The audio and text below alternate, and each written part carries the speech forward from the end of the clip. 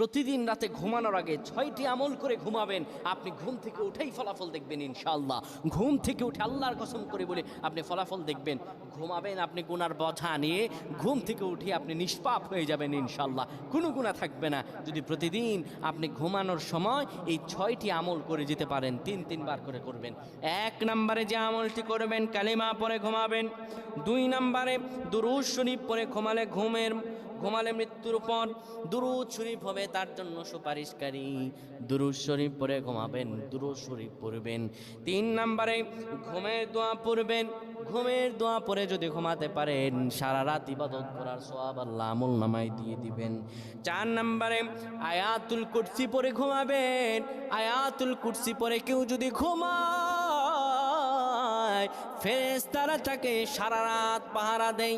ফেরেশতারা তাকে সারা রাত পাহারা দেয়। আয়াতুল কুরসি পড়ে ঘুমাবে।